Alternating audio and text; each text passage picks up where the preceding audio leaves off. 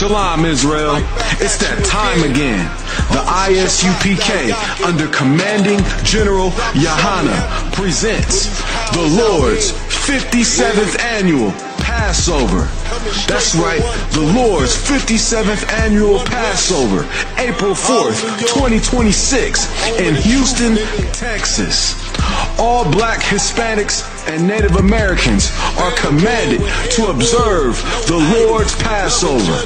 This will be the biggest Passover to date. You do not want to miss this. Fresh lamb, fresh wine, and bitter herbs as commanded by the Most High. Only $200 per person ages 17 and up. The biggest event of the year.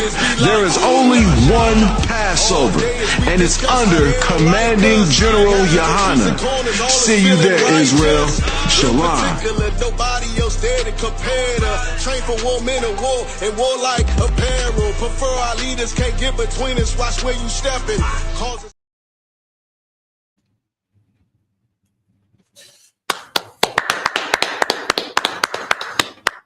Shalom, Israel. This is ISUPK's Baltimore law class. The title of our class is Why Us? Judgement and Slavery. I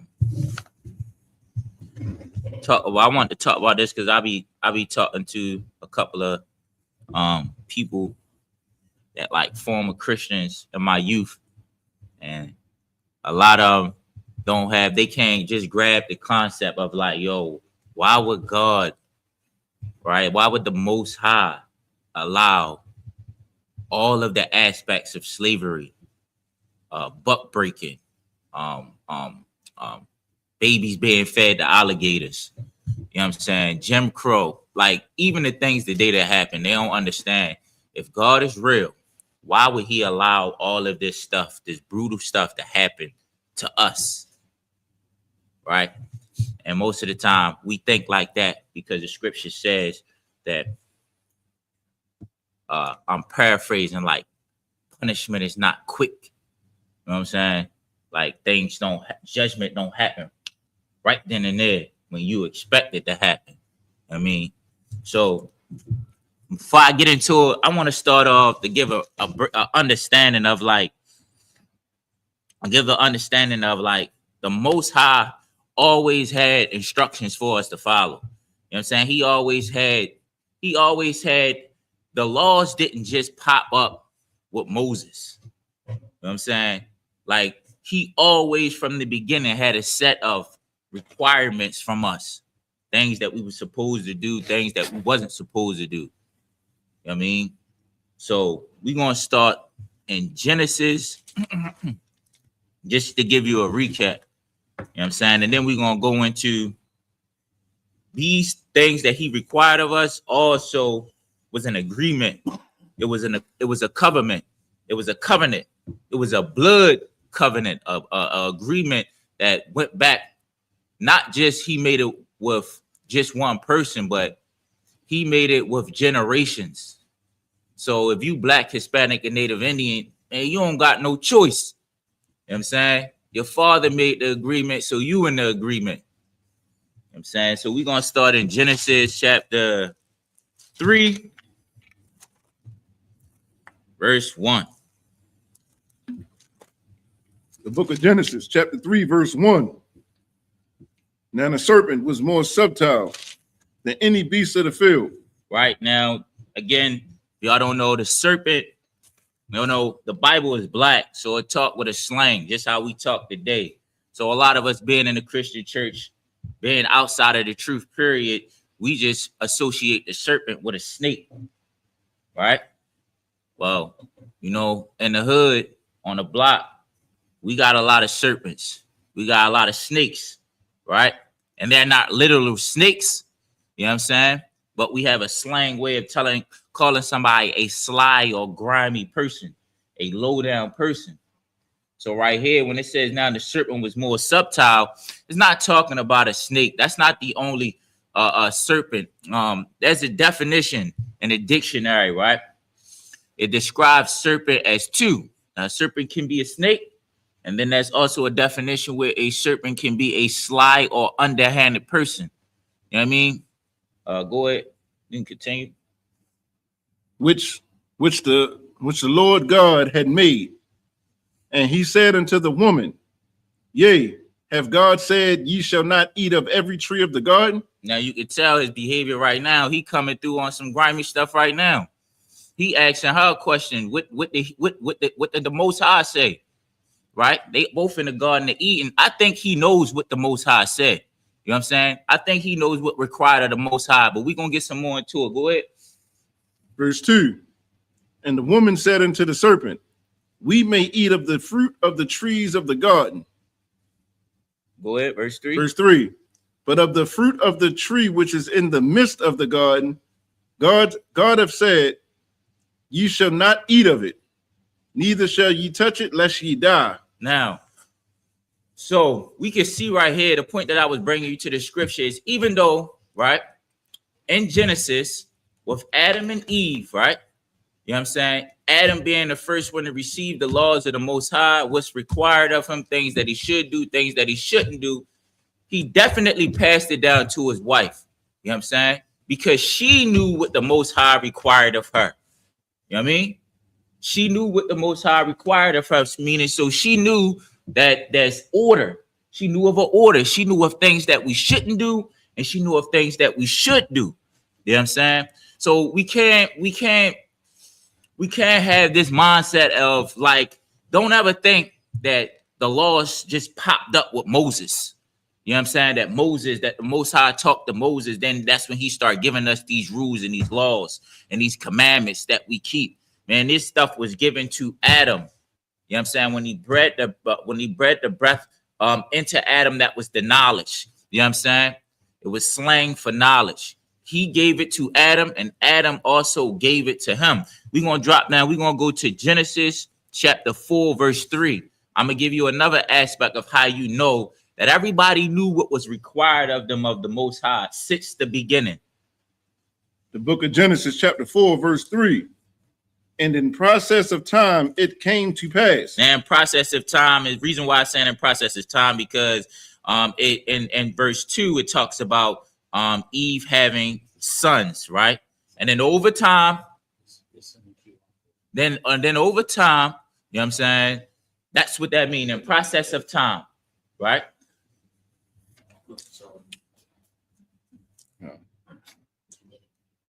It's like it. No sweat. That Cain brought of the fruit of the ground an offering. Can you read it? Start from the beginning. The book of Genesis chapter 4, verse 3. And in the process of time, it came to pass that Cain brought of the fruit of the ground an offering unto the Lord. Now, Cain brought something to the Lord to be offered, right? That tells you something right there. Why is Cain bringing something to the Most High to be offered? You know what I mean? Sounds like, when we was out in the wilderness, you know what I mean, with the after being freed out of Egypt, it sounds like when he would start giving us the laws of things being sacrificed and which you should bring and which you shouldn't bring, right? So Cain knows something. Go ahead. Verse 4. And Abel, he also brought of the firstlings of his flock and of the fat thereof. And the Lord had respect unto Abel and to his offering. And the Lord had respect unto Abel and his offering. So Abel and Cain knew that they had to offer something to the Most High. Again, that lets us know that it was order. It was things that we should do. It was things that we shouldn't do from the beginning. You know what I'm saying? Go ahead. Can you read verse 5? Verse 5. But unto Cain and to his offering, he had no respect. And it came to offering, he had no respect. You know why? Because that's not what the Most High told him to bring. And this is more evidence that even Cain knew what he was supposed to bring and when he wasn't supposed to bring. Go ahead. And Cain was very wroth, and his countenance fell. His countenance is his demeanor. Your countenance is like maybe like your facial expressions. You know what I mean? When you see somebody countenance go down, you see them start to get sad, or you know what I mean? They countenance start to get their expression right? Everything that shows you their expression or how they feel, whether it's their body language or their facial expression, it went down. It lets you know that Cain knew he was upset. You know what I'm saying? He was mad that his offering wasn't accepted. You know what I'm saying? And he knew that what he brought was wrong. I'm gonna drop down. I'm gonna give you one more to explain this even more. Cain talked to Abel. And the Lord said unto Cain, "Well, not wrong." Matter of fact, can you read verse 7?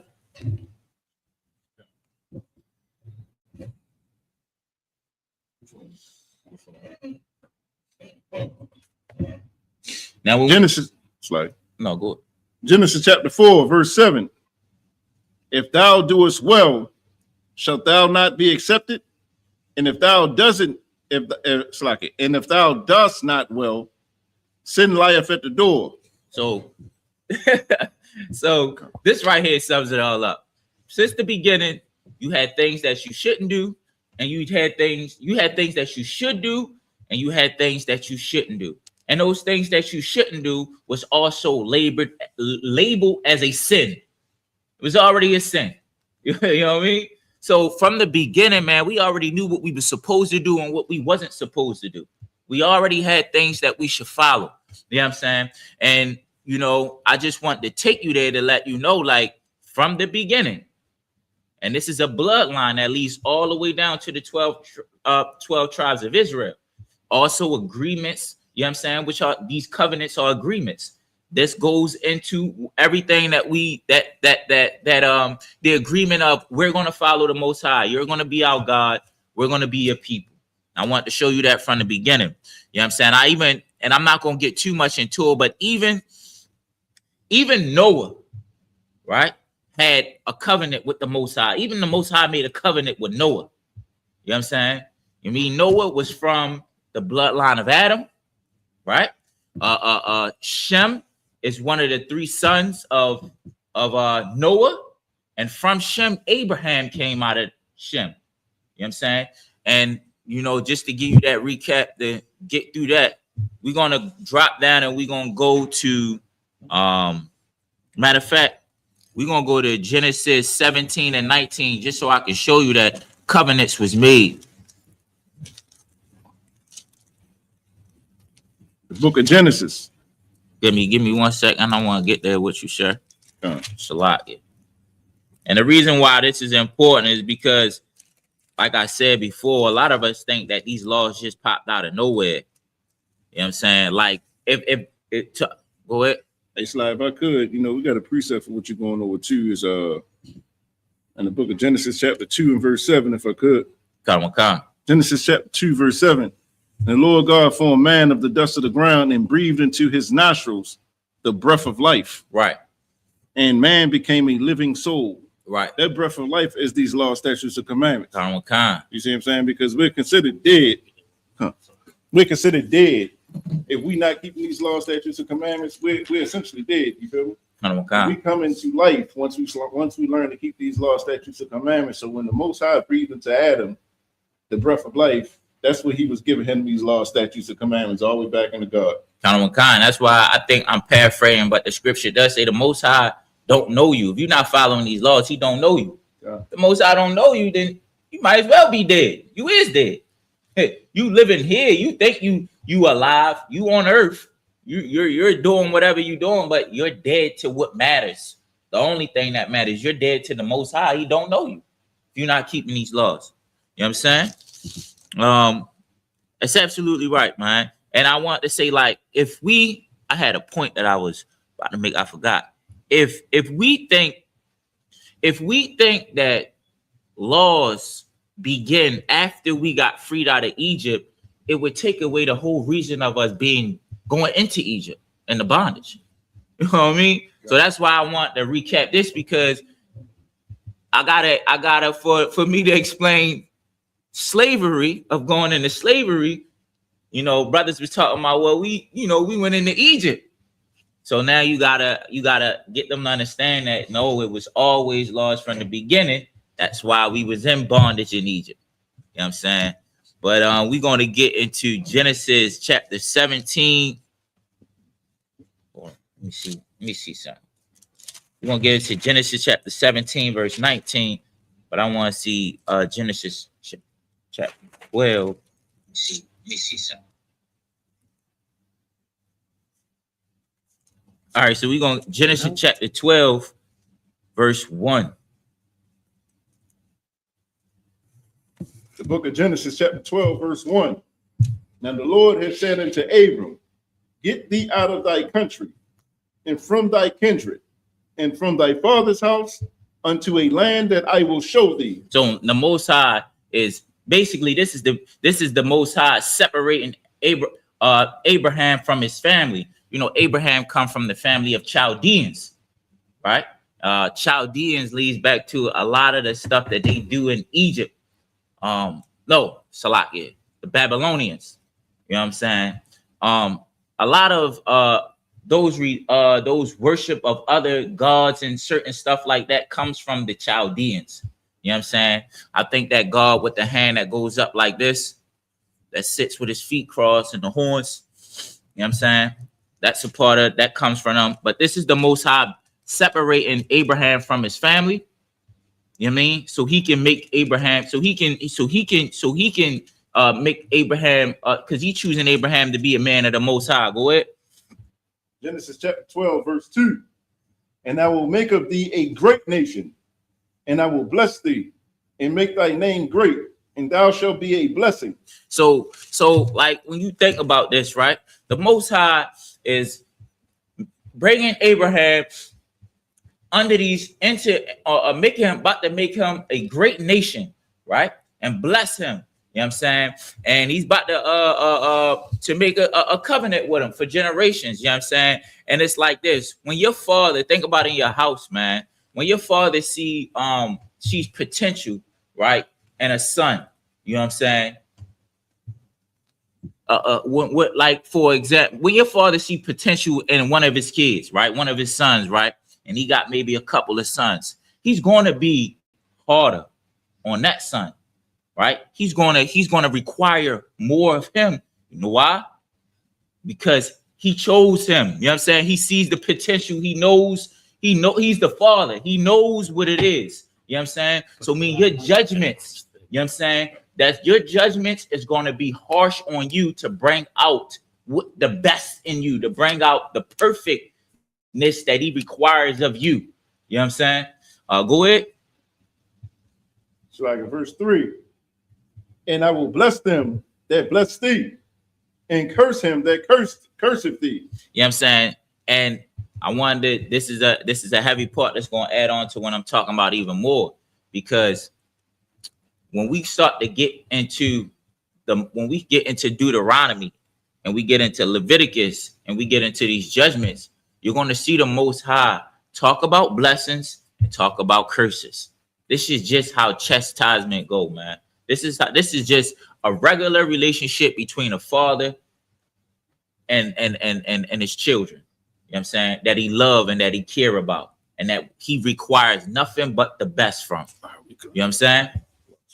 That's just plain and simple. You know what I mean? Really, this subject is not really, it could be long, but it's not really that long. You know what I'm saying? It's not really that in depth. You know what I'm saying? If you think about the relationship with a father and his children, you know what I'm saying? He requires the best. You know what I'm saying? He requires more of you than he requires of the children that's around the corner. He requires more of you than he requires of, the other students that's in your class with you. He requires perfection from you, and he wants you to strive to achieve perfection. You know what I'm saying? So I just want to touch on this because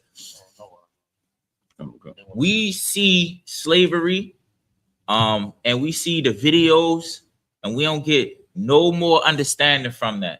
It's just left at that. Like the Christian church just leave it at slavery.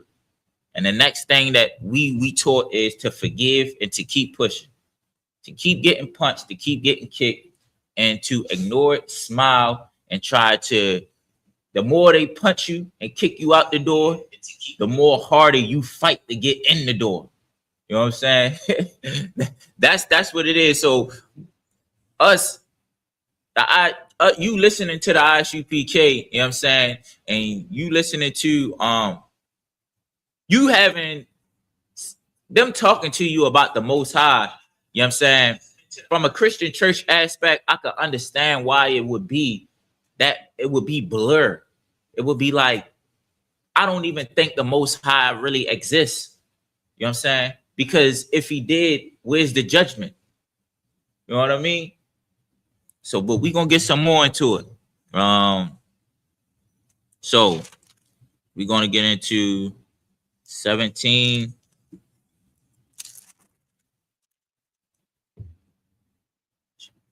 And 19.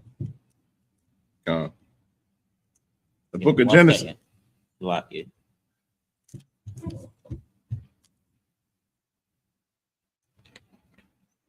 Uh, 17. No.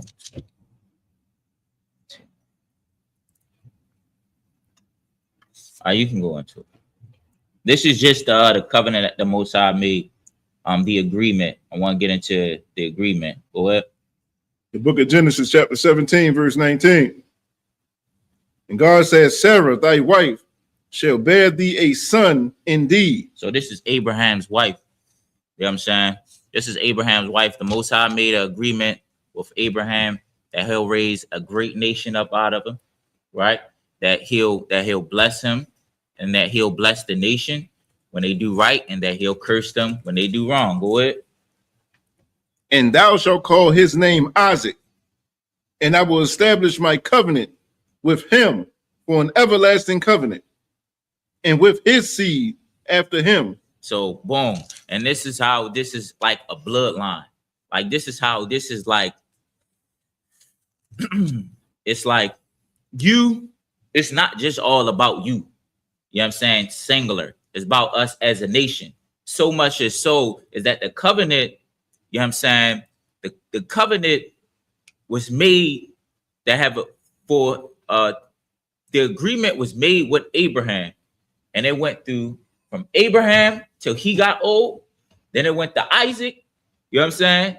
When he got old, and now it's about to go to Jacob, you know what I'm saying?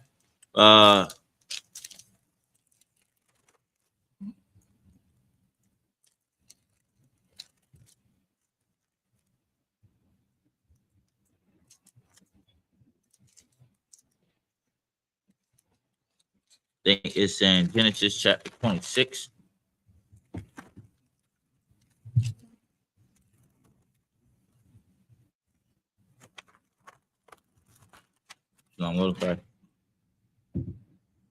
It's a lot, yeah, y'all. My notes kind of thrown around, sir.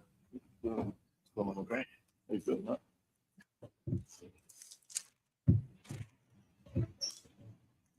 What you looking for?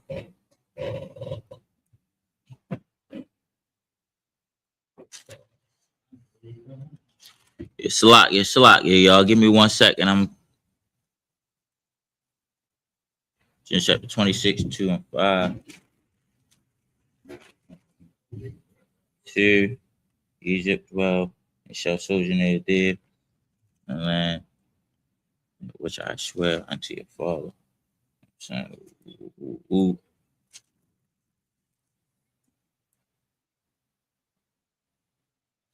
Speaking to Jacob, saying, people who I heard if I speak unto Esau. Jacob said,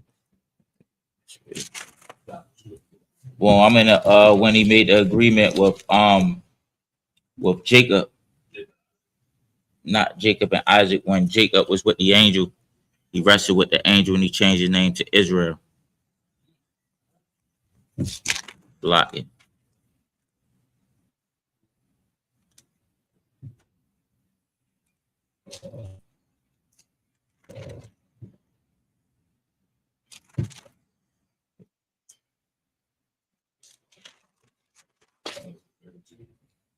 Yeah, it was 32.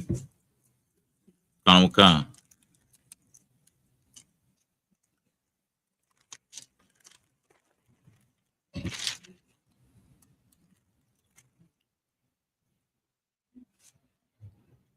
Jacob and God, Father Abraham, God Isaac, Lord, which stands to return to the country thy kindred, and I am worthy, at least merciful. You know what I'm saying? Jacob was greatly afraid and distressed. It's a lot here, y'all. Comic-Con.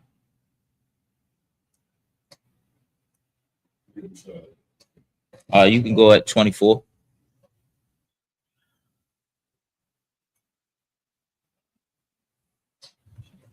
Genesis chapter 32, verse 24. And Jacob was left alone, and there wrestled a man with him until the breaking of the day. So this is when Jacob was getting ready to meet with his brother Esau. You know what I'm saying? They had a strained relationship at one point in time after Jacob was Esau was given the blessing of being blessed with the sword. Yeah, but he sold his birthright. Yeah. Esau was blessed with the sword. Jacob got everything else, but it was because Esau sold his birthright. You know what I'm saying? For a bowl of, half raw soup, which was wicked in the first place. You know what I'm saying? I mean, and he's sleeping right now through the night, and he's about to meet his brother in the daytime. Go ahead. Genesis chapter 32, verse 25. And when he saw that he prevailed not against him, he touched the hollow of his thigh. So Jacob wrestled with the angel. You know what I'm saying? Jacob, the angel came in there, and it was a man, and Jacob started wrestling with him. And, Jacob, the angel saw that he prevailed not against him. And, the angel touched the hollow of Jacob's thigh. Go ahead. And the hollow of Jacob's thigh was out of joint as he wrestled with him. And he pulled it out of joint. I mean, that's what the angel did. Go ahead.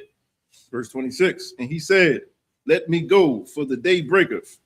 And he said, I will not let thee go, except thou bless me. You know what I'm saying? And Jacob told the angel, I ain't letting you go until you bless me. Go ahead. Verse 27. And he said unto him, what is thy name? And he said, Jacob. Go Verse ahead. 28. And he said, thy name shall be called no more Jacob, but Israel. So Jacob wanted that blessing, and that was, how we come into the truth and we get a new name and we become new. You know what I'm saying? That's what this was right here. But Jacob fought for that. You know what I'm saying?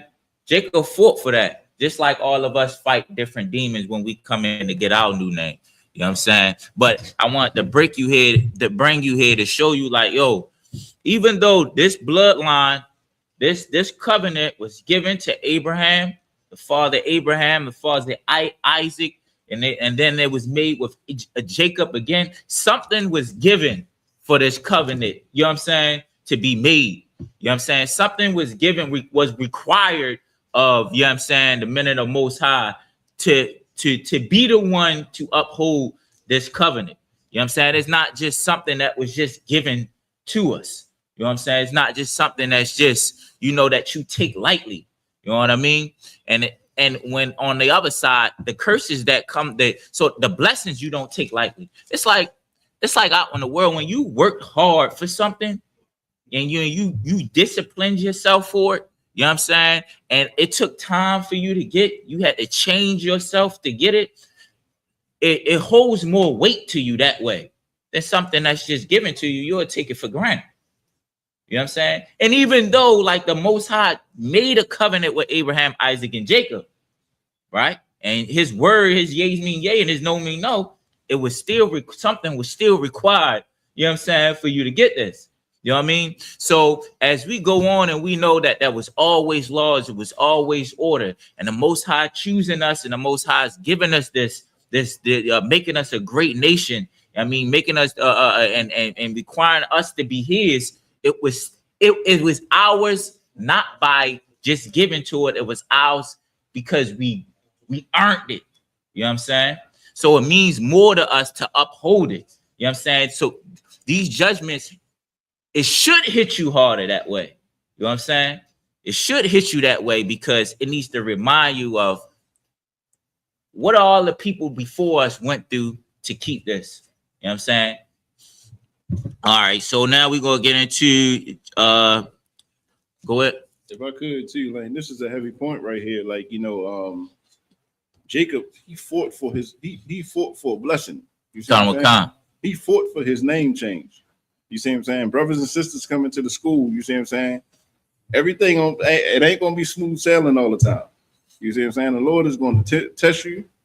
You know, like I say, prepare your soul for temptation. You see what I'm saying? Like now you're a threat to Satan. Right.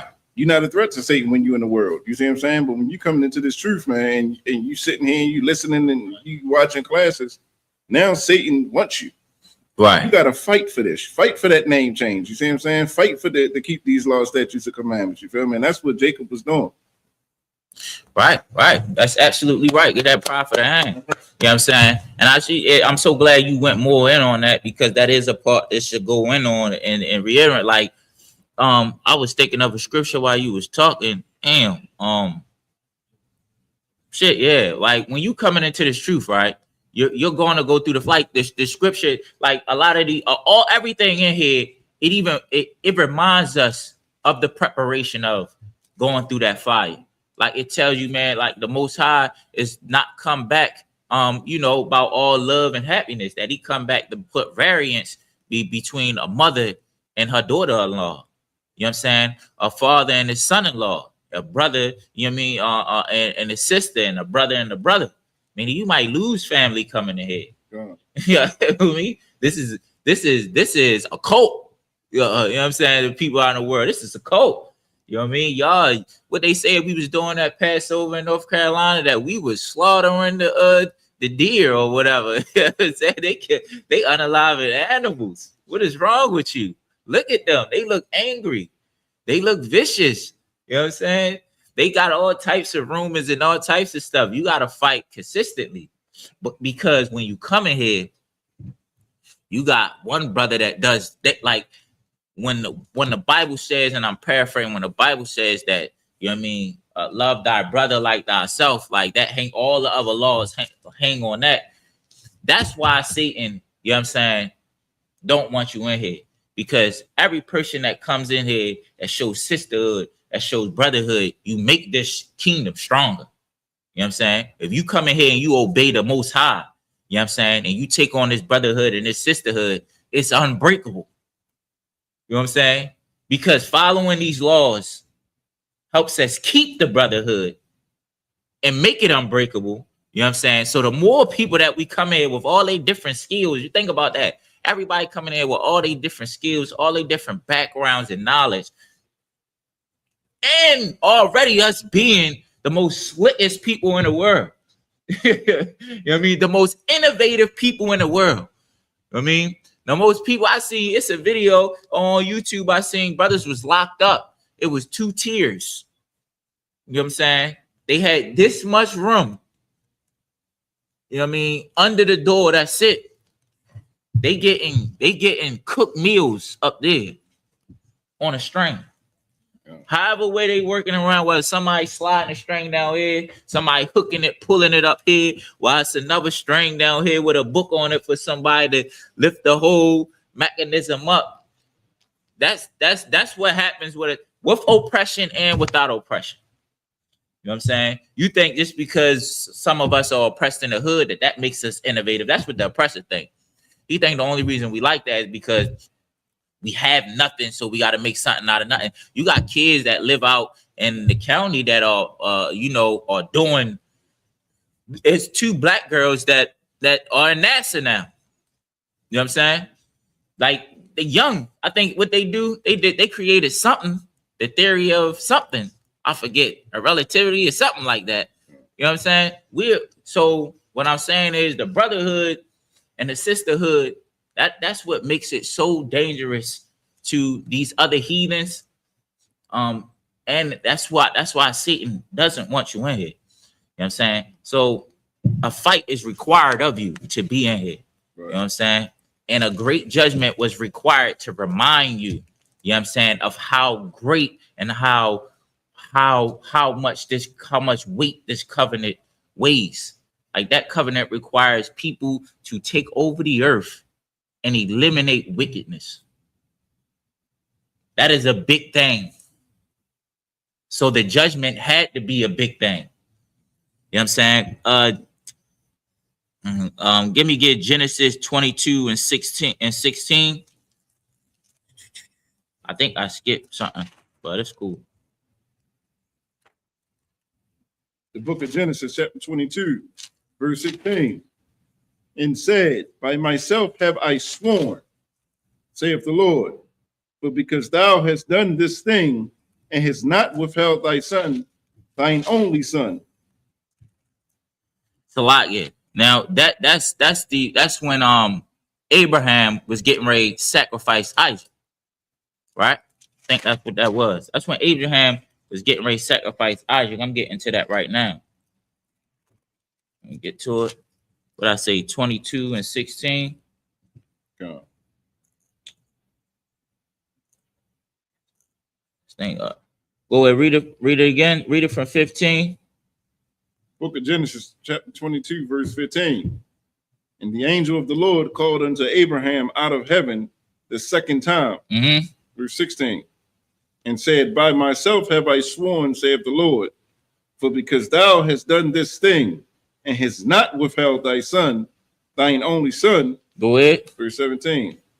That in blessing I will bless thee, and in multiplying I will multiply thy seed as the stars of the heaven and as the sand which is upon the seashore. Man, and he's going. So this is when this is Salaki. I skipped this. This is the sacrifice that Abraham was getting ready to make with Isaac.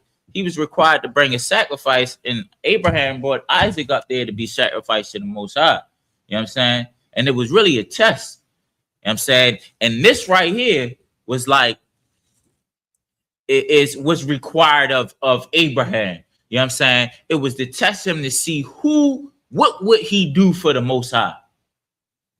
What would he do for the Most High? This adds to Jacob in that fight. You know what I'm saying? It adds into, you got to go through something and you're going to be tested. You know what I'm saying? You're going to be tested. You got to go through something.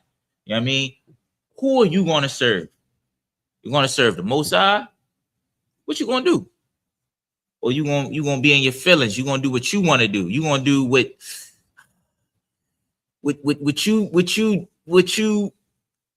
you feel like you can deal with. I can't deal with this. No, that is the ultimate. That is a sacrifice, man. When we go through things, we're gonna have to take a sacrifice, just like the Most High. We're gonna have to sacrifice something in our life for this truth. You know what I'm saying? Something gonna come up. Some type of test gonna come up to prove you, and some things you're gonna have to let go. You know what I'm saying? Some things you're not. Everybody goes through the same thing here. You know what I'm saying? You know what I mean? So I just wanted to expound on that to show y'all like that was an order with the Most High from the beginning. That was agreements made. You know what I'm saying? And these agreements not only with our father Abraham, our father Isaac, and Jacob, but these agreements is made with us too. It's a bloodline thing. You know what I mean? Brother and sister. You know what I'm saying? You're going to be tested. You're going to go through things. And what are you going to do? Are you going to prove, you know what I'm saying, that you deserve, you know what I mean? That the Most High was right when he chose you. You know what I mean? And is not something that you can't deny. Like, I don't want to do this. If you Black, Hispanic, and Native Indian, you don't have a choice. It's a bloodline. It's in your blood. You know what I mean? We watch so many movies, Officer Matazabai. You know how before you was in the truth, you watch so many movies about like kingship and like uphold the family jewel, keep it. You know what I'm saying? And the music and his greatness. You know what I'm saying? Now it's finally you. Now it's finally you. It's finally that drug dealer. You know what I'm saying? Or that sister that was out there stripping. It's finally you now. All that, everything that you ever thought about, that you watched on TV, that they made movies about you.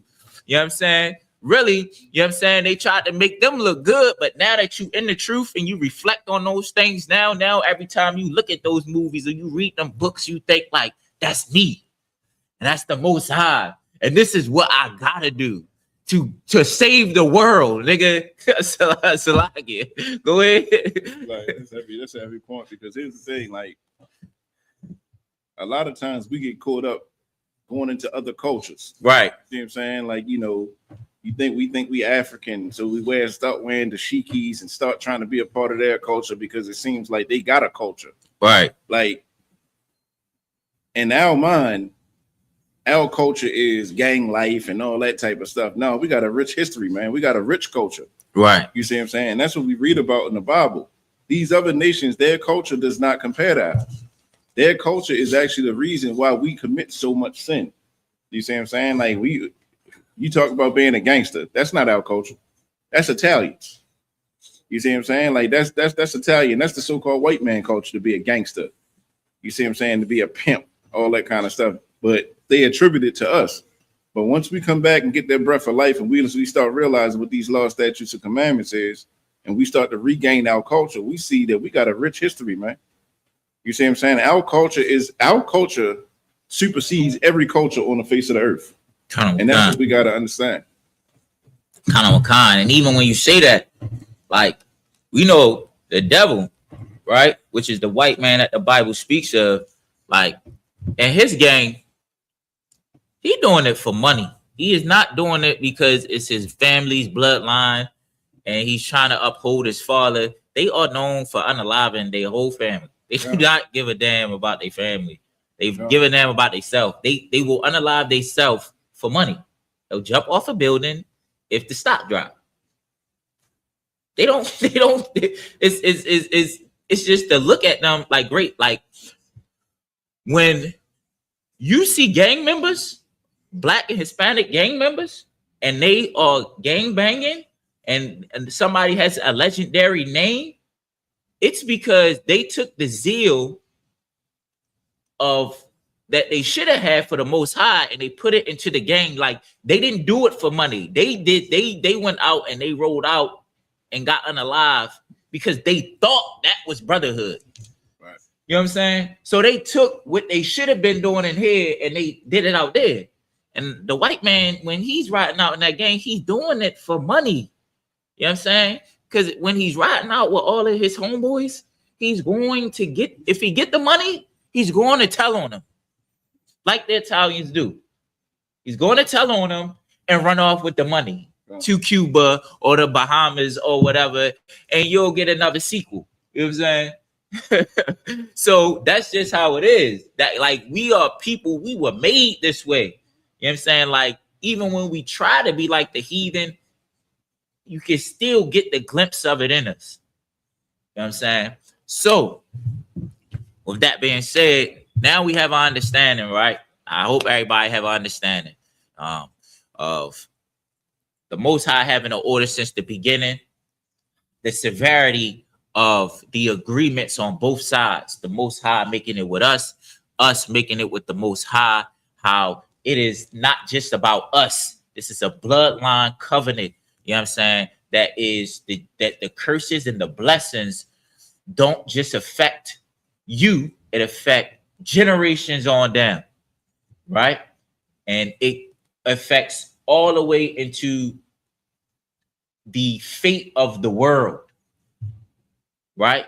So now with all that being said, and you think about slavery, right? And you think about if we don't follow his laws, right? This will happen. Give me Deuteronomy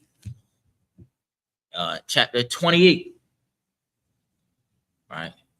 Matter of fact, Salakia. Don't go there. We're gonna get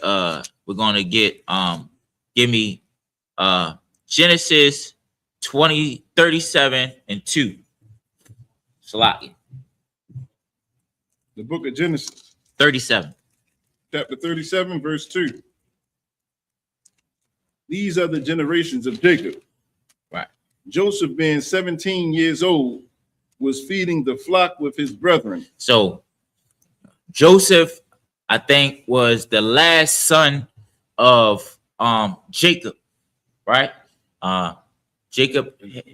Joseph had two sons, and they were added in 12 tribes, Ephraim and Manasseh, which made it No, Jacob wasn't the last son. Benjamin was the last son. But Salakia, you know what I'm saying? Joseph was one of the sons of Jacob. You know what I'm saying? He had two sons, Manasseh and Ephraim. And those two sons were added into the 12. They're already the 12 tribes of Israel. Huh? Say it again. They represent Joseph. They represent Joseph. Salakia. You know what I'm saying? And you can't, they're from the bloodline. You know what I'm saying? So they're one of the 12 tribes of Israel. So boom. Us going into Egypt, right? So this is kind of like a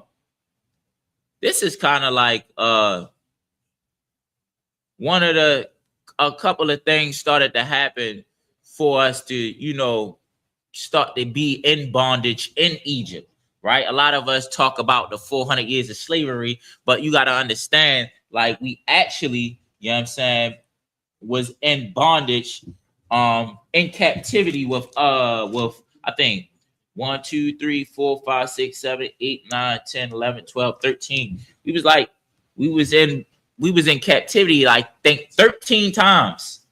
You know what I'm saying? We was in captivity with the Cushites, with Moab, Canaan, the Midianites, Ammon, the Philistines, the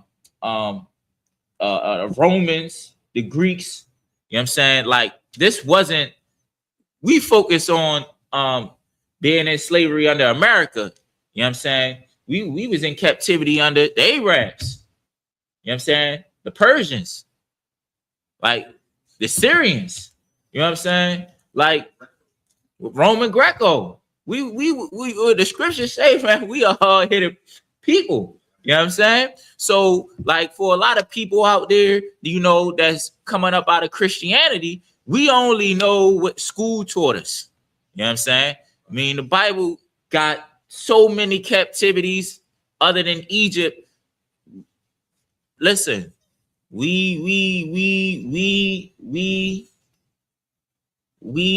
we follow up under these other nations, this is what happens to us. You know what I'm saying? It was just a couple of them. I think the most longest ones was Egypt and here in America.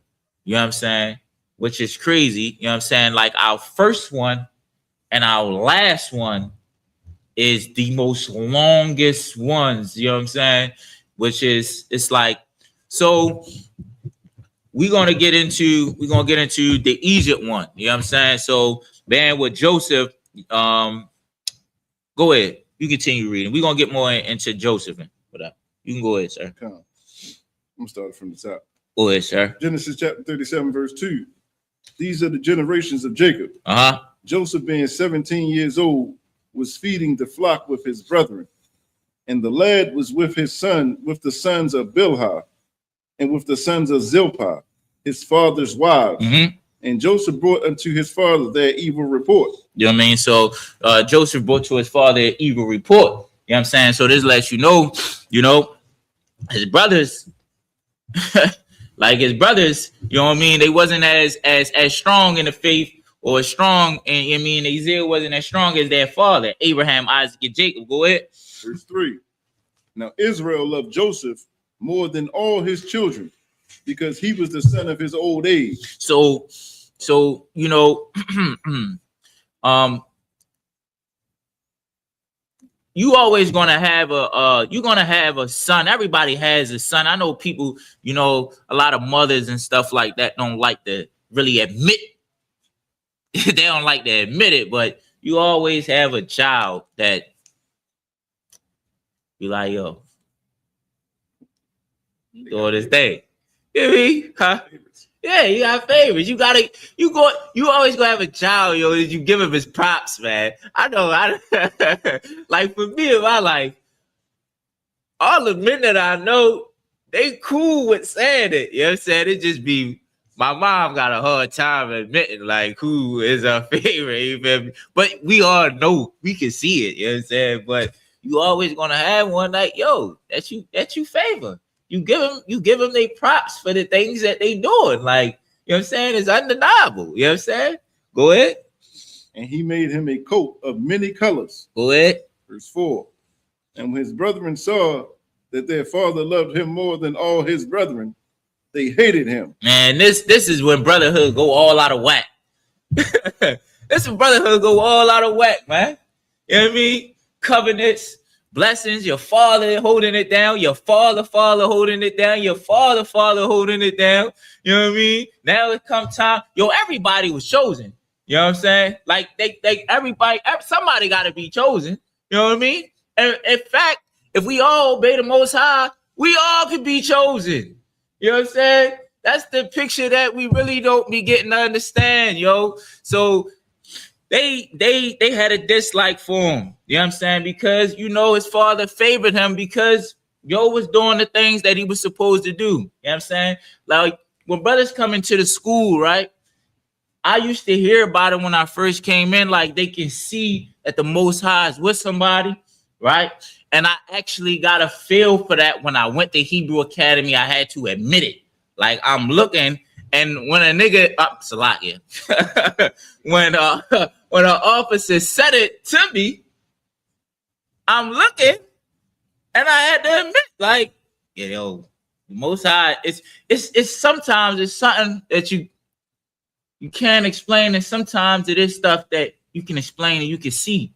You know what I'm saying? It is stuff you can see. You know what I'm saying? That just the Most High, just be with somebody. You know what I'm saying? Go ahead. And say, and could not speak peaceably unto him. What verse we on, sir? Verse 4. Come. I'll read it again. Genesis chapter 37, verse 4. And when his brethren saw that their father loved him more than all his brethren, they hated him and could not speak peaceably unto him. Man, they hated him and they wanted to keep arguing. You know what I'm saying? They couldn't have a cordial conversation with him or about him. You know what I'm saying? It was tension. You know what I'm saying? They were jealous. You know what I'm saying? And this is the progenitors of the 12 tribes of Israel. You know what I'm saying? This is a great nation that is becoming. You know what I mean? And it was always order from the beginning. So when you think about brotherhood, you know what I mean? Hangs on, all the laws hangs on brotherhood, right? It's one of the most important laws. It's been one of the most important laws. And now they showing not brotherhood. And we're going to see what not having brotherhood does. Because if all the laws hangs on brotherhood, right? And we don't have brotherhood, mean you're not following the laws. So now we're going to see what happens with it. Go ahead. Verse 5. And Joseph dreamed a dream, and he told it his brethren, and they hated him yet the more. Go ahead, sir. Verse 6. And he said unto them, Hear, I pray you, this dream which I have dreamed. Oh, so Salat, yeah, that dream which he have dreamed was, he dreamed a dream where basically he would be above his brothers in some way. You know what I'm saying? That his brothers would bow down, you know what I'm saying, before him. And they didn't like that dream. You know what I'm saying? So you can go to verse 8, sir. Genesis chapter 37, verse 8. And his brethren said to him, Shalt thou indeed reign over us? Or shalt thou indeed have dominion over us? And they hated him yet the more for his dreams and for his words. You know what I'm saying? So they hated him even more. You know what I'm saying? Because, you know what I mean? The Most High chose him. This out of Most High, you know what I mean? Chose Abraham, chose Isaac, chose Jacob. And they had their time to prove. And they had their affliction to go through. You know what I'm saying? And they had to make their sacrifices. You know what I'm saying? The Most High chose him. We're going to drop down to verse 24. Genesis chapter 20, chapter 37, verse 24. And they took him and cast him into a pit. Man, they took him and they cast him into a pit. Go ahead. And the pit was empty. There was no water in it. So they cast him into a pit. They put him into an empty pit, right? I mean, this is what their jealousy and their envy, you know what I'm saying, and drove them to. They didn't want him to reign over them. He already had his father's favor. Now you talking about something, we're going to be bowing down to you. You're going to reign over us. You're going to have dominion over us. This is after your father's father and father have been great men of the Most High, and now it comes down to this. It's your time, and now it comes down to this. 25. Go ahead, read 25, sir. Genesis chapter 37, verse 25. And they sat down to eat bread, and they lifted up their eyes and looked, and behold, a company of Ishmaelites came from Gilead. So anybody in the chat, do any of y'all know, can anybody tell me who the Ishmaelites are? Right? To give you a hint, Ishmael. But can you tell me who they are today? What nation they are today? You said, is it Islam? The nation, not the. With the name of the people. The name of the nation. Right. Not the religion. Right. Not the religion. The name of the people. Look, they got in the chat. They said the Arabs. The Arabs. Arabs. The Arabs. Do you know who Ishmael was the brother, right, of Isaac? I mean, Isaac, Abraham had a son named Isaac, and he had Ishmael with the handmaid. I mean, because Hagar, right? Because the wife lost faith. You know what I'm saying? She grew weak. You know what I'm saying? When her faith with the Most High, and she gave her handmaid to Abraham, right? But the Most High didn't choose him. You know what I'm saying? And that's mostly why you see them fighting the so-called fake Jewish man, because they believe because they were the firstborn of Abraham that they are entitled to Jerusalem, right? But it's not up to them. You know what I'm saying? It's up to the Most High. Right. You know what I mean? The Most High gonna choose who's the firstborn is. And in the 12 tribes, who's the firstborn in the 12 tribes? Anybody know in the chat? Who is the firstborn by birth in the 12 tribes? If anybody in the chat, you go ahead. You can tell me, sir. I'm gonna throw it out there. Was it Ephraim? Ephraim? Lie, sir. Okay, I'm wrong. Lie, sir. You know this? The firstborn out of these 12 tribes of Israel that's up behind me. Anybody in the chat can say it. Say it again. Judah? Nope. Go ahead, sir. It's Reuben. But the Most High chose who? Judah. You know what I'm saying? So who gives a damn what the Abraham said? Yeah, because the Most High chose Judah. That's why. Because the Most High said so. You know what I mean? Just put it like that. Make it real simple. Because the Most High said so. You know what I mean? So and the Most High said that well, yeah, it is something behind it. Would be the mother of many nations. Had one child, right? And the 12 tribes came off of that one tribe. Right, so? Yeah, Sarah. And she would be the mother of many nations. Right. Sarah only had the one child, which was Isaac. Right. Because it was Ishmael. Right. Was by Hagar, the Egyptian, and then Isaac was by Sarah. What's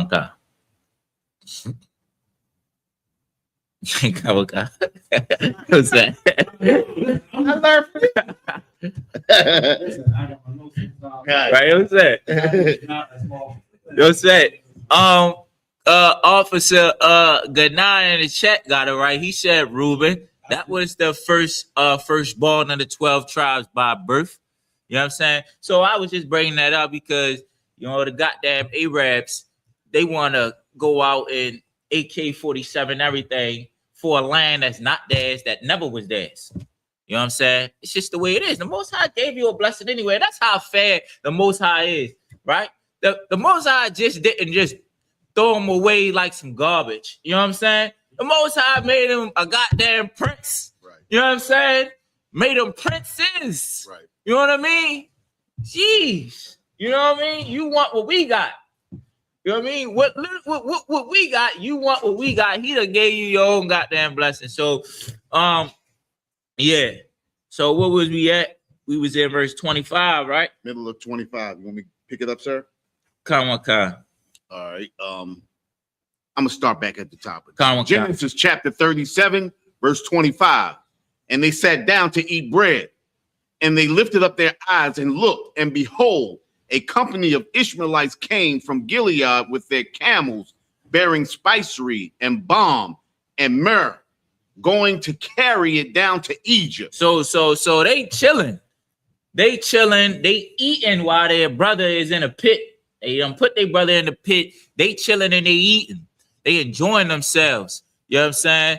And some Arabs come. Sorry, some Ishmaelites come, and they selling spices and all that. And to give speed the story up a little bit, so we won't waste a lot of time.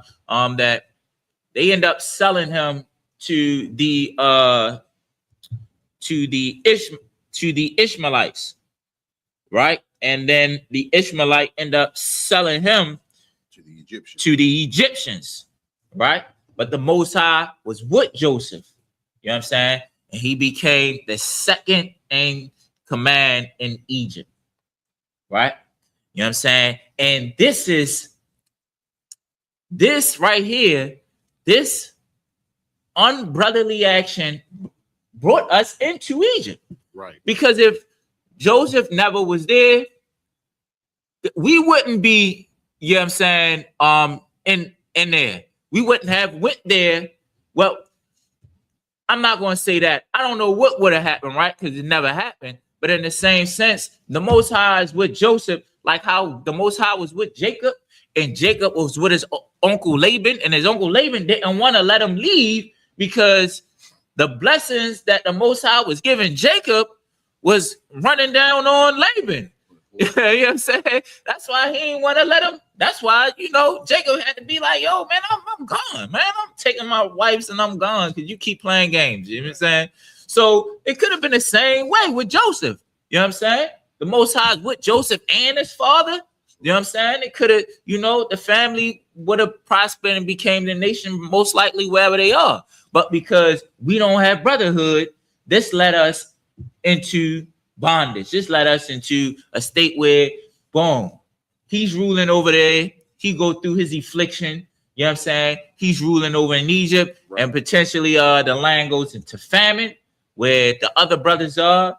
And the father Jacob sends them to Egypt to go get some food because Joseph was there and Joseph had visions of the famine coming and he stored up enough food for the whole Egypt and that all these heathens and everybody. Yeah, so everybody was coming there because the Most High was with Joseph, right? So leading, I just want to go over that to lead you then how we got into Egypt. We always go into bondage because we're not obeying the Most High, right? Boom. Now, coming out of Egypt, right? That's what we're going to go to. We're going to go to Exodus.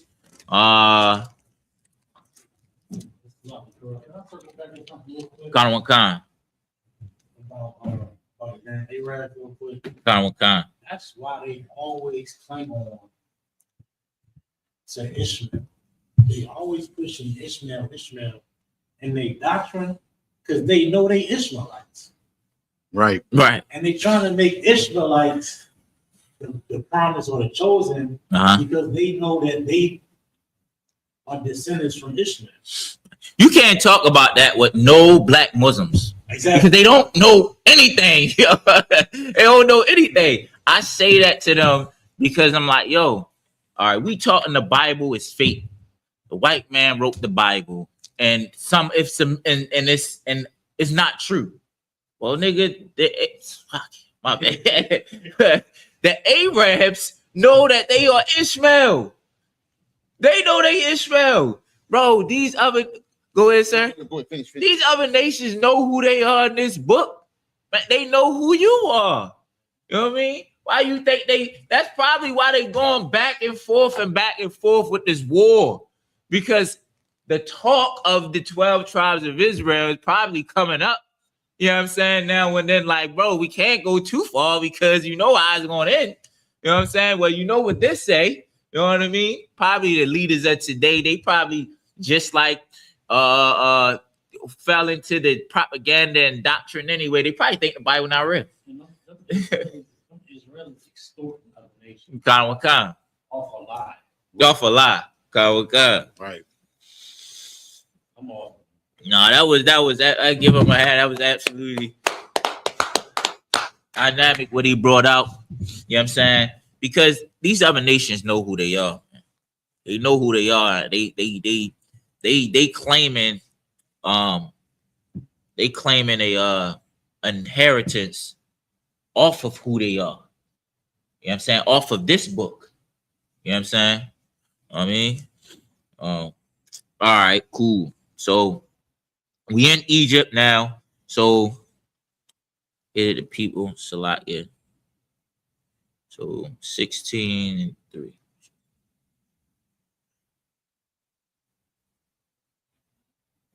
That's just right.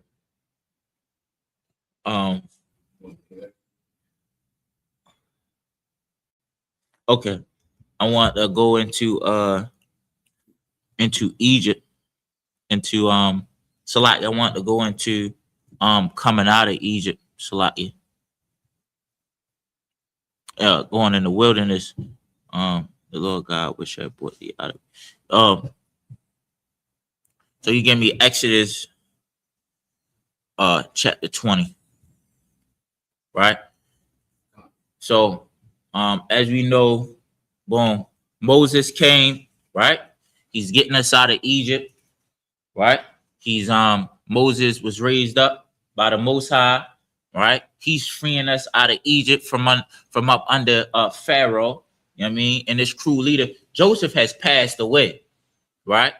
You know what I mean? So so it's like the practical process of us coming into Egypt, because they save food and it's famine all over the place, so we're gonna come in here to get food. And then now it's like, all right, cool, let's stay here, let's chill. Our big bro, he running the joint anyway. I mean, in a sense. So we cool right here. We can, and then you grow as a nation in this land, right? And now Joseph passed away, right? And a new leader comes up, you know what I'm saying?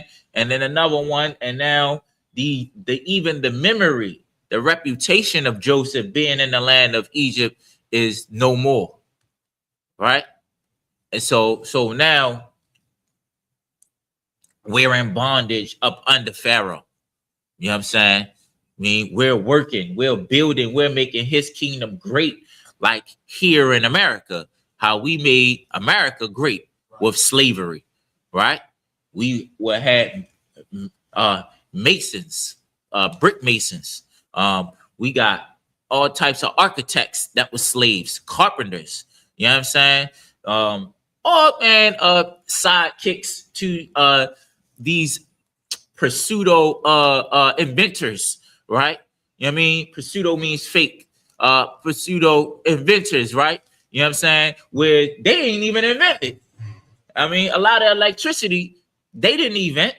You know what I'm saying?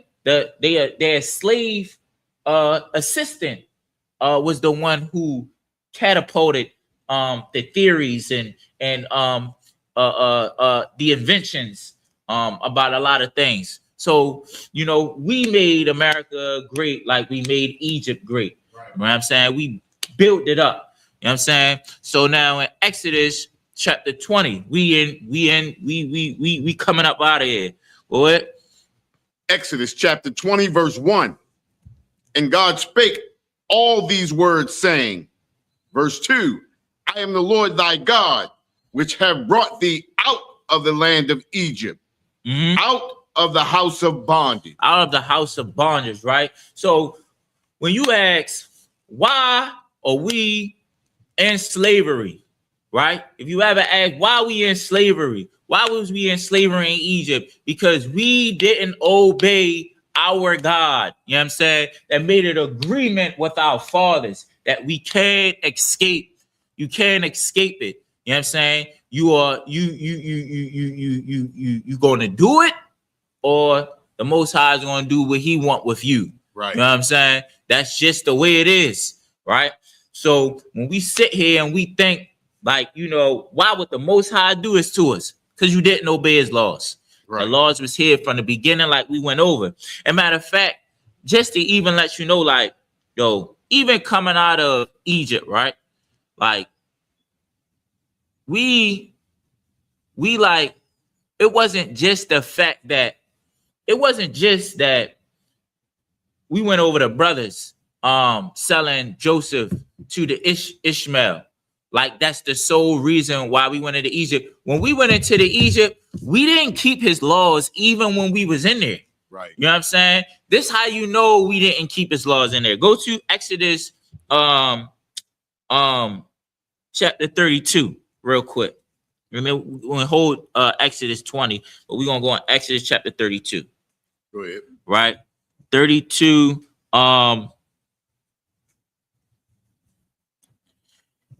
It's gonna be when the people, Aaron said unto them, when hold up, it probably be again when the people saw that Moses. Okay, right from verse 1. Yep. No, right from verse 1. Come. Exodus chapter 32, verse 1. And when the people saw that Moses delayed to come down out of the mount. So Moses up on the mount, he talking to the Most High. He getting his instructions from the Most High. But he was up there for a minute. All right. He was up there for a minute. Go ahead. People. So like, when I mean a minute, he was up there for a couple days. You know what I'm saying? Go ahead. The people gathered themselves together unto Aaron and said unto him, up, make us gods. Right. So that's how you know it wasn't just what Joseph, what they did to their brother Joseph. Yeah, that was like the breaking of brotherhood. You know what I'm saying? And it was a big thing. But when we went into Egypt, we followed after a heathen nation. And like I keep reiterating, this is not new. We knew what to do because Adam told his sons and his rib. Noah knew what to do. You know what I'm saying? Noah was the only, dude on the planet that was doing what the Most High did. Noah comes from the bloodline of Seth, you know what I'm saying? Which is the third son of Abraham. After Abel was unalive, Cain got banished, you know what I mean? Like a vagabond, you know what I mean? And then he had Seth. See, Adam taught Seth everything that was required of him of the Most High. Seth taught his children all the way down to Noah, all the way down to all the way down to goddamn Hamites. You know why he taught him what to do? Because guess what? The Most High judged them for doing the wrong thing. You know what I'm saying? He knew what not to do. That's why he got judged for doing the wrong thing. And he taught Shem all the way down to us. So we was in Egypt and we were worshiping other gods. This proves it right here. This is punishment. Go ahead. And said unto him, up, make us gods, which shall go before us. For this Moses, the man that brought us up out of the land of Egypt, we want not what is become of him. So goddamn, they huh? What happened? Yo, listen, look, they don't have no patience. They spoil. You know what I'm saying? Like what the scriptures say, have Israel become a home-born slave? Goddamn, yes. He became it every time. You hear me? Like, you know what I mean? Even today, you know what I mean? How many times somebody gotta get ran over by a police car or unalive? How many kids got to be snatched up? Like how much stuff has to happen to us for us to be like, the white man is the devil? You know what I'm saying? For you to have the enough strength in your voice to say, goddamn white man, that's the devil. You know what I'm saying?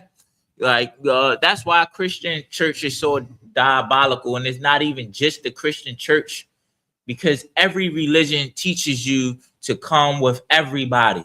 Like we think going into Islam teaches us to have some type of what's the word? If I don't say it right, secluded, or like inclusiveness. Islam don't give you no inclusiveness. It's white boys who are Islam, dirty white boys, right, that's walking up and down Lexington Market. They get high. Chinese. I seen it was a Chinese person that was Muslim. Same thing.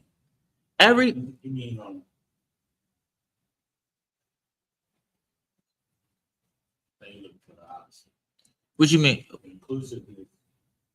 They do teach inclusiveness, or they don't? They don't. Inclusiveness mean like just us. No.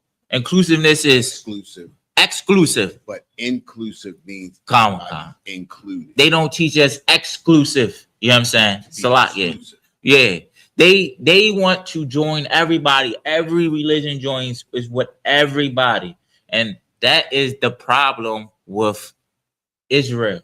Right. These heathens, you know what I'm saying?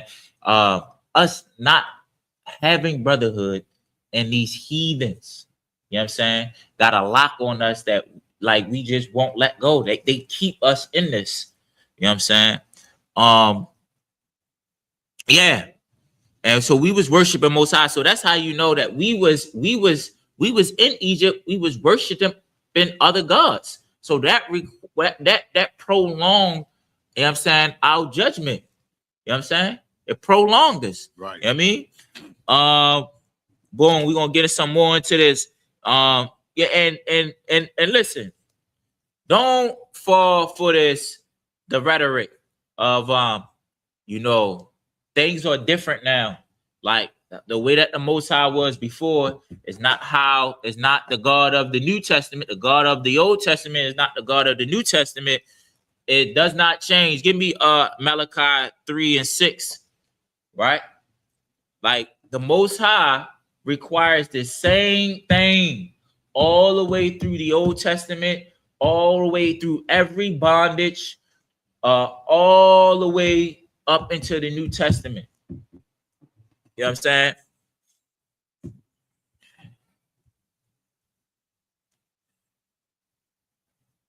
You got it? Go ahead. You can read it, sir. Malachi chapter 3, verse 6. For I am the Lord.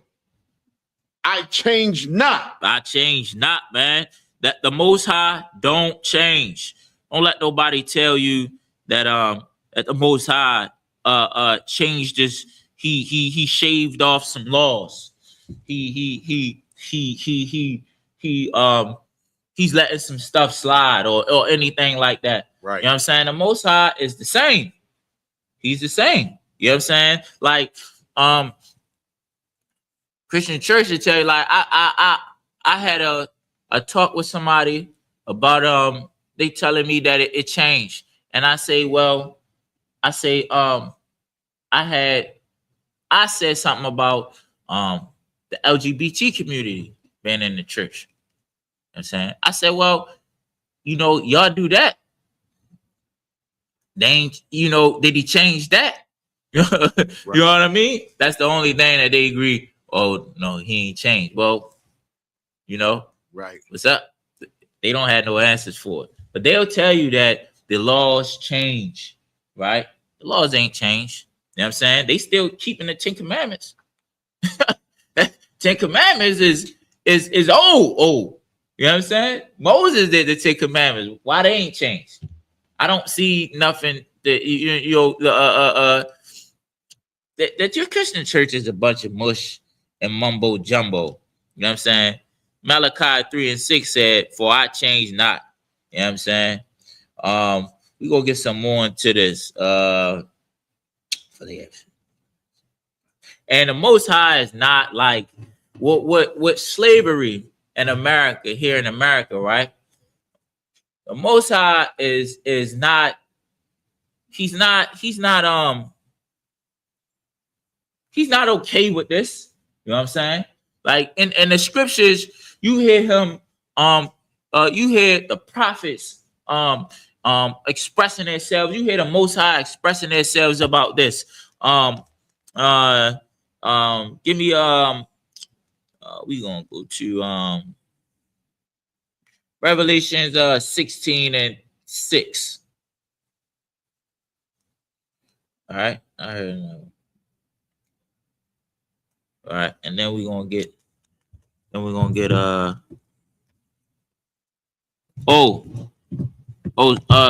give me Psalms 37, so like 137 and 9. 137 and 9. Like, I think this will hit y'all better. I asked some people to come in the chat too. Hope they in there. I ain't see their names, but I think this will hit you back, since the Most High changed from the God of the Old Testament is different from the God of the New Testament, huh?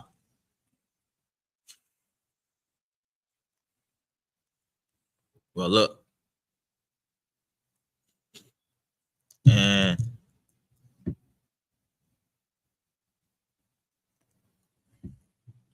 it is a payback is required, right, of these other nations for what they did to the children of Israel.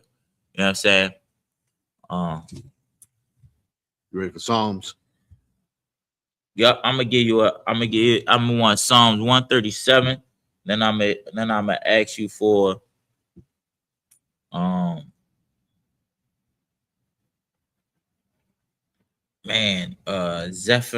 Zechariah. Give me 1 second. Zechariah 1:15. You ready? I don't want to ask before after we. Yeah, I got it. So give me Revelation. What I say? Psalms 137 and 9. Yeah, Psalms chapter 137, verse 9. Yes, sir. Happy shall he be that taketh and dasheth thy little ones against the stones. Yo, he talking about the oppressed. Let me get there with you. Psalms 137. Let me find Psalms 137 and 9.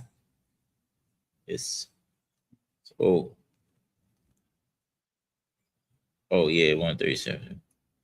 Oh, okay. Start at 8. Start at 7. Psalms chapter 137, verse 7. Remember, O Lord, the children of Edom in the days of Jerusalem. Salakia. Start at 6. Salakia. Psalms 137, verse 6. If I do not remember thee, let my tongue cleave to the roof of my mouth. Yeah, if he do not remember who? Huh? He talking about us, right? And what happened to us. You know what I'm saying? Go ahead.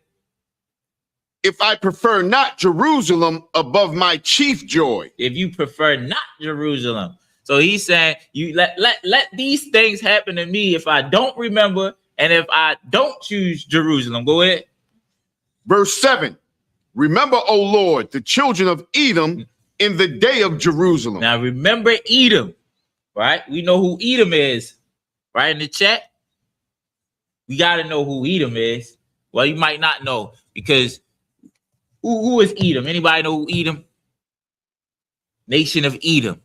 If you know who Edom is in the chat, put who Edom is in the chat, right? And also, Salakia, sir. know what I'm saying? It's about that time we show the Passover video. You know what I'm saying? You know what I'm saying? But in the chat, put who is Edom? Put it in the chat. Who is Edom? Because I know we saying a different word. We're acknowledging them as a whole, right? We be back after this. Shalom, Israel. It's that time again. The ISUPK, under Commanding General Yahana, presents the Lord's 57th Annual Passover. That's right, the Lord's 57th Annual Passover, April 4th, 2026, in Houston, Texas. All Black, Hispanics, and Native Americans are commanded to observe the Lord's Passover. This will be the biggest Passover to date. You do not want to miss this. Fresh lamb, fresh wine, and bitter herbs as commanded by the Most High. Only $200 per person ages 17 and up. The biggest event of the year. There is only one Passover, and it's under Commanding General Yahana. See you there, Israel. Shalom. Nobody else there to compare to. Train for war, men of war, and warlike apparel. Prefer our leaders, can't get between us. Watch where you stepping.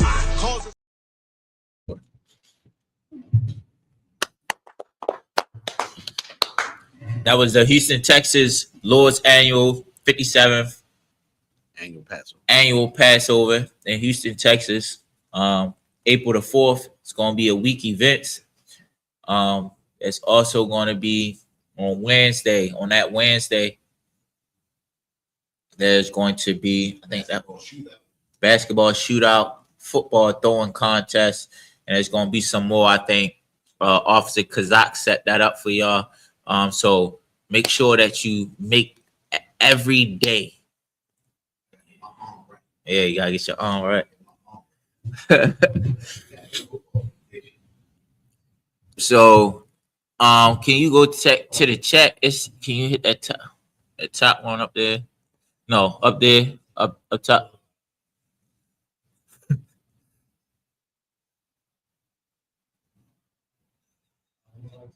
Anybody say nah? So, Edom is Esau. Esau is a individual, right? AKA the devil. And as a whole, they are the nation of Edom. Right. So verse 7, you started from the top. Psalms chapter 137, verse 7. Remember, O Lord, the children of Edom. Remember Edom. You know what I'm saying? If any of your brother or sister out there feels some type of way about slavery, right? And you feel offended by all of the things that has happened to us, right? Our sisters, you know what I mean? They hung them upside down and sliced their stomach open and let the baby drop out. You know what I'm saying? They fed little young babies, black babies, to alligators.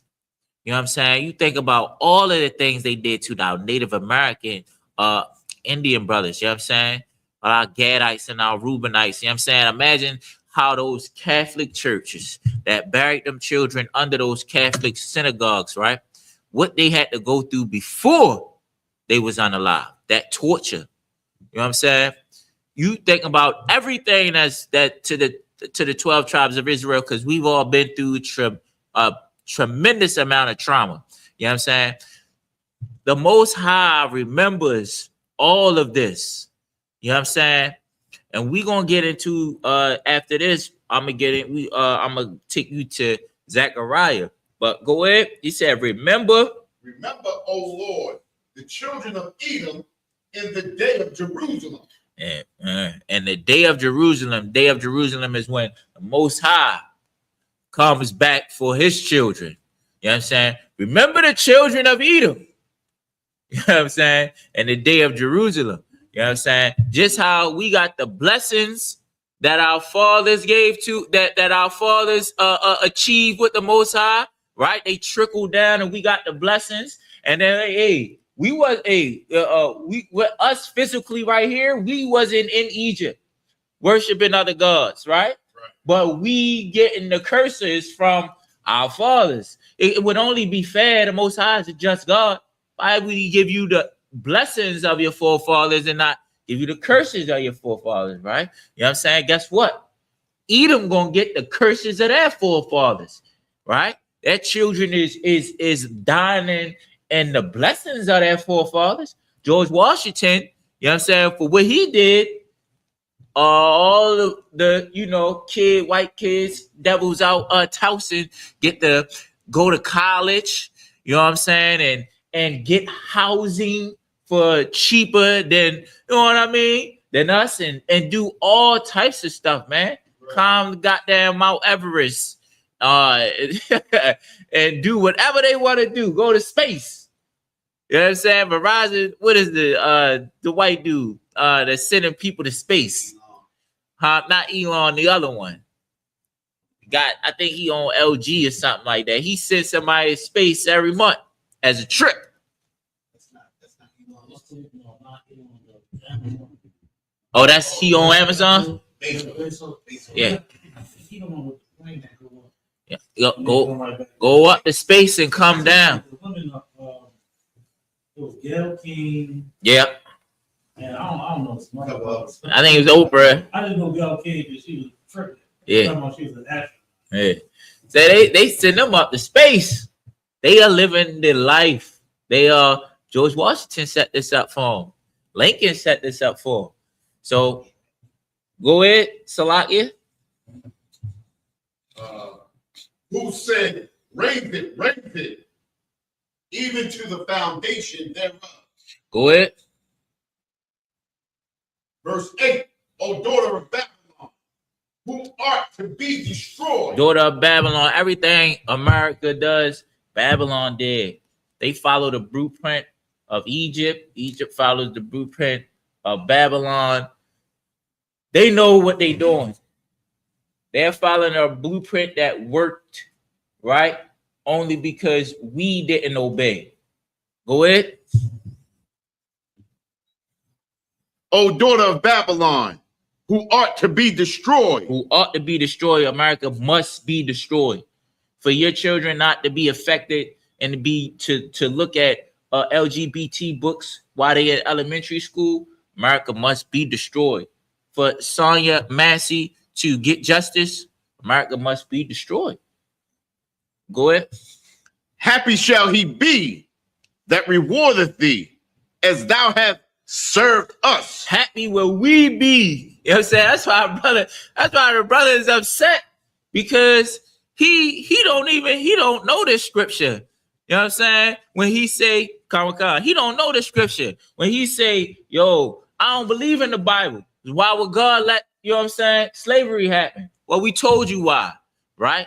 But now you read this. Happy will he be. Go ahead. Verse 9.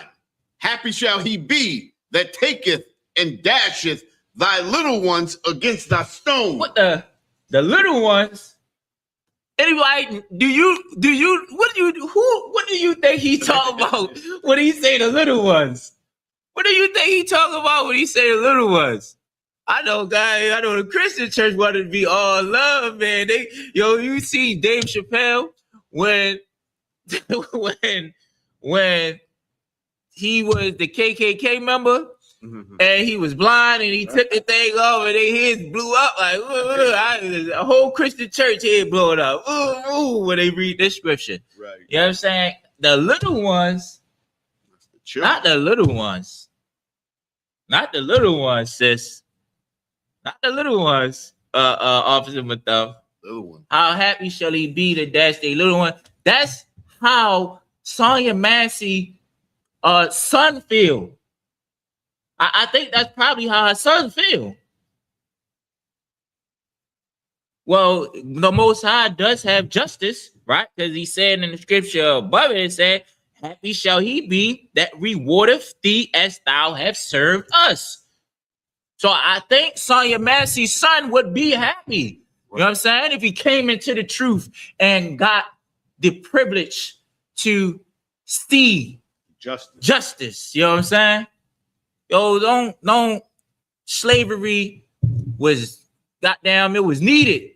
That was the only way that we could get to the point where as though somebody like I wouldn't say needed, it was punishment. it. I wouldn't say the white man took it too far. That's in the Bible too. Comic-Con, let's get Zephaniah 1:15. Let's get Zephaniah 1:15. Comic-Con. The judgment of the Most High was needed, right? For us to learn, and for us to want to have that. When the scriptures say, "I will put their laws in their minds," right, and in their hearts, it builds up a zeal when we see the ramifications of us not obeying. Right. You know what I'm saying? Because, you know, we is a hard-headed people, so it gives us something to look at and say, listen. You know what I'm saying? Huh? Yeah, we can't go back. You know what I'm saying? Go where you got Zephaniah 1:15. Zephaniah chapter 1, verse 15. This is gonna be my last scripture. I had two more. Matter of fact, I can get the two more. Go ahead. The day is a day of wrath, a day of trouble and distress, a day of wasteness and desolation, a day of darkness and gloominess, a day of clouds and thick darkness. Slot, yeah. Hold on. You want me to read it again? 15. Slot, yeah. Zephaniah. Slot, yeah. Zechariah 1:15.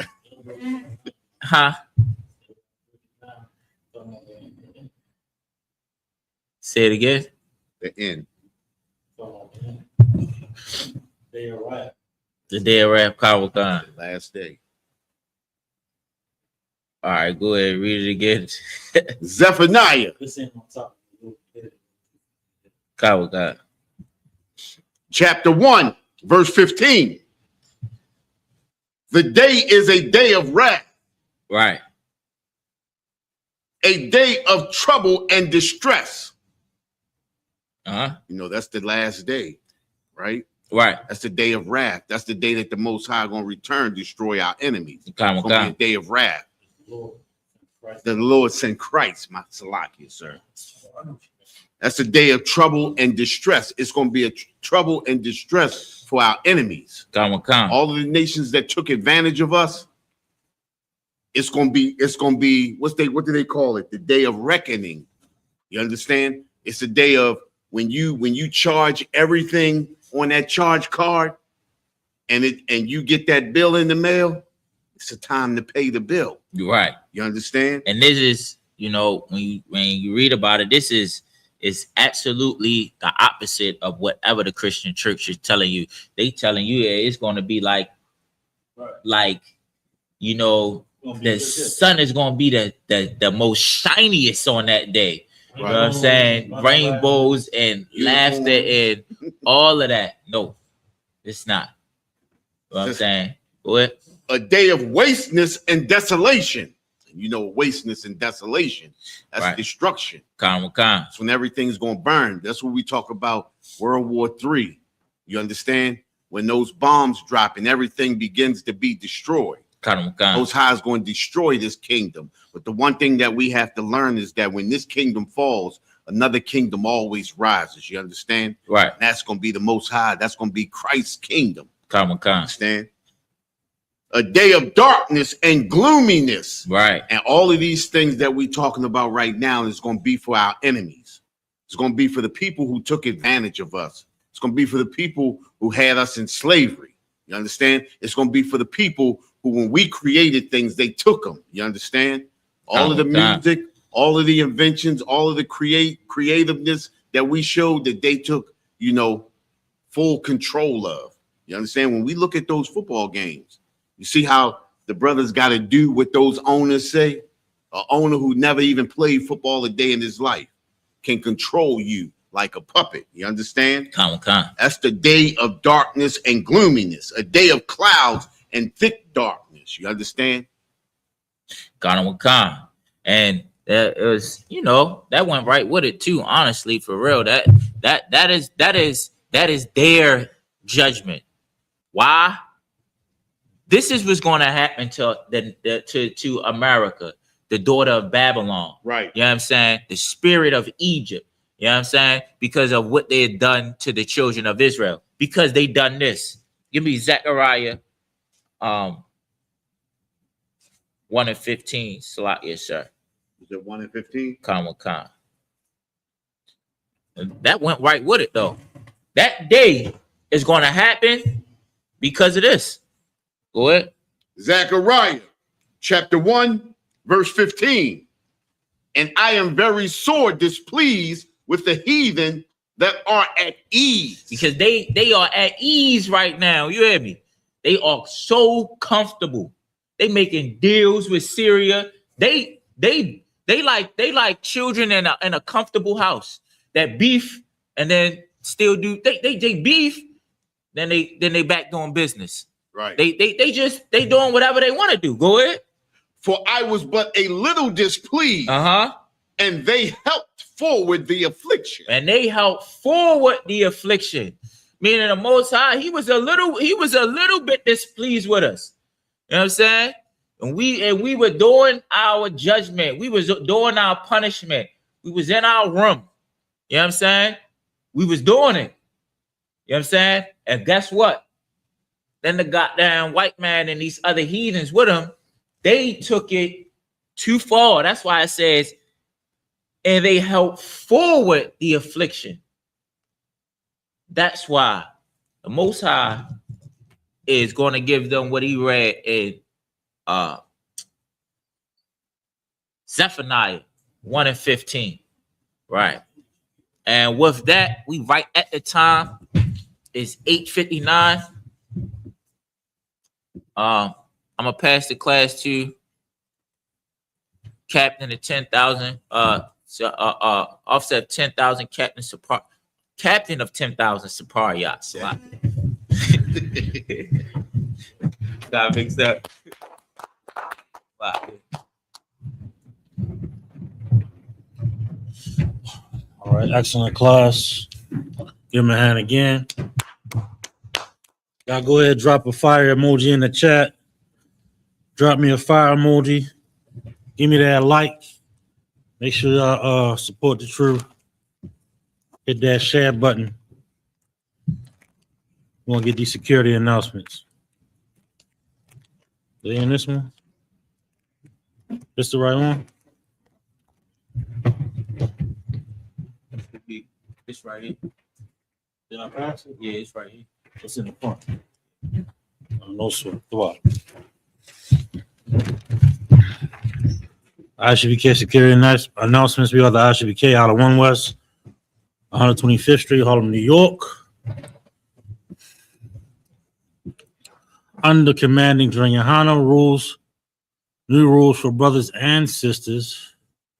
When a new brother or a sister comes into the school, they are off limits for 6 months.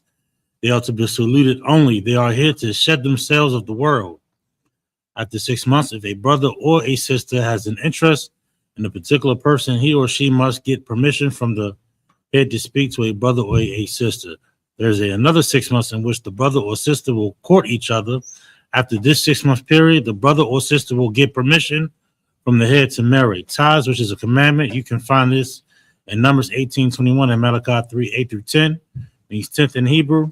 And it's pronounced by Aishara. 10% of every penny of any increase the Lord gives you to the treasury. The Lord gives you. Give to the treasury department or teacher. Priest fund, free will offering. For priest, not mandatory. What's the amount you would like to give? Upcoming holy convocations. What's the next one, y'all? Right now we in Hanukkah. That's why we got the lights on. That's why we got the new gear. The new flare in the school. Check out the table. The next one is Passover. I don't think it's a closing joint. Purim. What's the date on Purim? Should be right there on the board.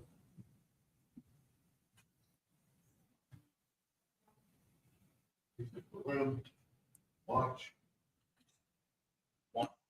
Monday, 2nd, March 2nd. March the 2nd, March the 3rd. We're going to be at the school here. And we're going to be opening up a room. All right. Remind Akim and Akwaf to check on social media such as ISUBK.com, Facebook, Twitter, YouTube, and so on for ISUBK events and materials. If a brother wants to be a trooper in the school, then he is to start wearing all black, which includes black boots, shirts, pants, headband, or scarves. And with that individual, I imagine, which means stand, we're going to give one courtesy salute to the teacher, individual, Imayim Shabbat, Imayim, Barak, Yahaba, Shem Yal Shabbat, Yayimata, Saul, which means turn. Sisters, Imayim, which means stand. We're going to give one courtesy salute to the sister, individual, Imayim Shabbat, Imayim, Barak, Yahal, Shamal, Ataba, Shem Yal Shabbat, Shamar, Al, Atan, Bahashem, Yahusha. And Mita, class is missed.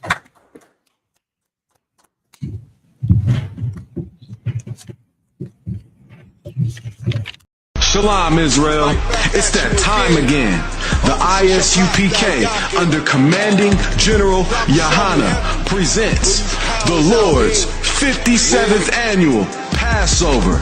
That's right, the Lord's 57th Annual Passover, April 4th, 2026, in Houston, Texas.